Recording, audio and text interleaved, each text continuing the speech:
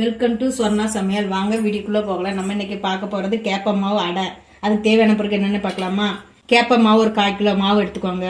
2 பெரிய வெங்காயத்தை பொடிசா நறுக்கி வச்சுக்கோங்க. ஒரு 6 காஞ்ச மிளகாவத்துல சின்னதா கிள்ளி வச்சுக்கோங்க. 2 டேபிள் ஸ்பூன் வேர்க்கடலை, 2 டேபிள் ஸ்பூன் கடலைப்பருப்பு, 1 டீஸ்பூன் கடுகு, தாளிக்கிறதுக்கு தேவையான அளவு எண்ணெய், கருவேப்பிலை தேவையான அளவு உப்பு, தேவையான அளவு தண்ணி. இப்போ முதல்ல நம்ம அடுப்பை பற்ற வச்சுக்கிடுவோம். ஒரு பாத்திரத்தை வச்சுருக்கோம் தாளிக்கிறதுக்கு.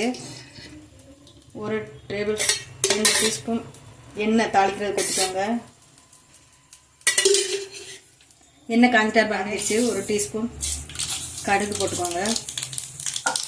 கடலைப்பருப்பு 2 டீஸ்பூன், வேர்க்கடலை 2 டீஸ்பூன். வதக்குங்க மாதிரி வச்சுக்கோங்க. காஞ்சம் அது கூட மிளகாத்தலையும் போட்டுக்கோங்க. அதையும் போட்டு வருங்க. அது கூட வெங்காயம் நறுக்கி வச்சுருக்கதையும் போட்டு வருங்க. அந்த டீயை கூட்டிக்கோங்க. இது கூட அந்த கருவேப்பிலை ஒரு குத்து போட்டுக்கோங்க. நல்லா வதக்கிக்கோங்க. கொஞ்சம் இந்த கருவேப்பிலை கூட முருங்கைக்கீரை ஒரு குத்து கூட போடலாம். முருங்கைக்கீரை போட்டிங்கன்னா நல்ல மணமாகவும் நல்ல வாசனை நல்லாயிருக்கும், டேஸ்ட்டும் நல்லாயிருக்கும். முருங்கைக்கீரையில் சத்தும் இருக்குது. எங்கள் ஊரில் கிடைக்கல, அதனால நான் வெறும் கருவேப்பிலை மட்டும் போட்டோம். இந்த வதங்கிடுச்சு. இப்போ அடுப்பை ஆஃப் பண்ணிடுவோம். வதக்கியாச்சு. நம்ம அடுப்பை இப்போ வதக்கியாச்சு. இப்போ இந்த மாவை போட்டுக்கிடுவோங்க பிசைகிறதுக்கு. அது கூட கொஞ்சம் உப்பு போட்டுக்கோங்க.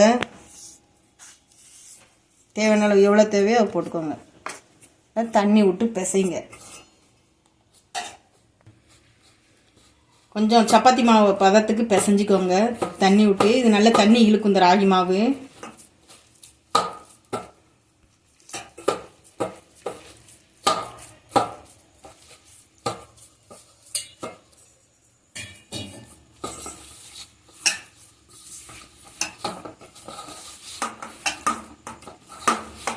கேப்ப மாவு சத்து இருக்குது.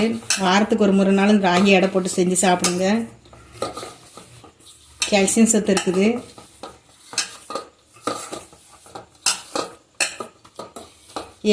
பிசைஞ்ச மாவை பிசைஞ்சிட்டோம். இப்போ தாளித்து வச்சுருந்தோம்ல, அதையும் இது கூட போட்டு பிசைஞ்சுக்கிடுவோம்.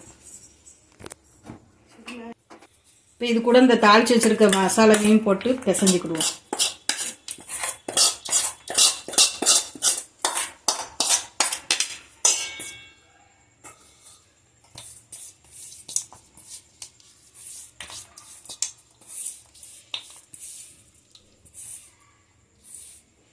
இது தொட்டுக்க எதுவும் தேவைப்படாது. தேவைப்பட்டால் ஏதாவது வச்சு சாப்பிட்டுக்கோங்க. குழம்பு எதுவும் இருந்தால் கூட. இதிலே காரம் எல்லாம் இருக்குது. மாவை பிசைஞ்சு வச்சுக்கிடுவோம். அதில் ஒன்று சேர சப்பாத்தி மாவு மாதிரி பிசைஞ்சு வச்சுக்கோங்க.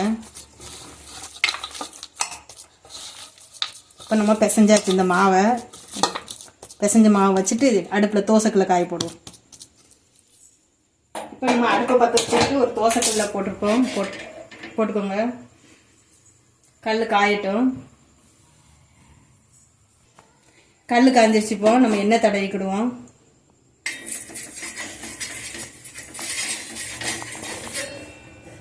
லேசாக இந்த பேப்பர் ஒன்று இந்த மாவை தட்டி போடுறது. இப்போ நம்ம இந்த இதை அடையை தட்டி போடுறதுக்கு ஒரு கவர் எடுத்துக்கிடுவோம். Plastic cover. அதில் லேசாக எண்ணெயை தடவிக்கோங்க.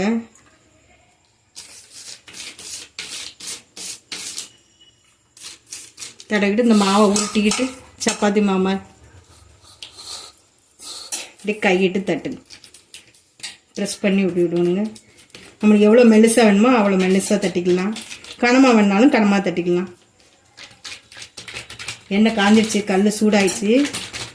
இப்போ எடுத்து போடும்.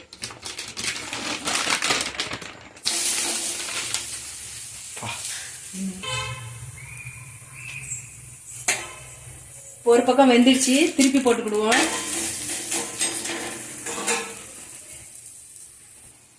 தீய மீடியம் ஃப்ளேம்லேயே வச்சுக்கோங்க. ஹை ஃப்ளேமில் வைக்காதீங்க, கருகிரும். இப்போ வெந்துடுச்சு. எடுத்துருவோம். அடுத்ததை போடுவோம். கொஞ்சம் எண்ணெய் லேசாக இன்னொரு வாட்டி தடவிக்கலாம். ஒட்டாமல் வரும், அதுக்கு தான் எண்ணெய் தடவுது.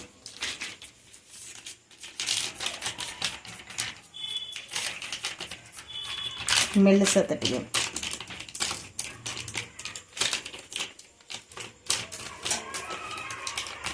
நல்லா டேஸ்ட்டாக இருக்கும் இந்த அடை. செஞ்சு சாப்பிட்டு பாருங்கள்.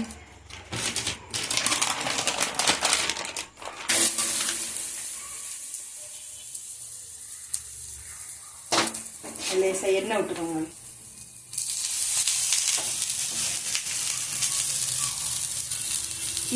குட்டி மீடியம் ஃப்ளேமில் வச்சுக்கணும்.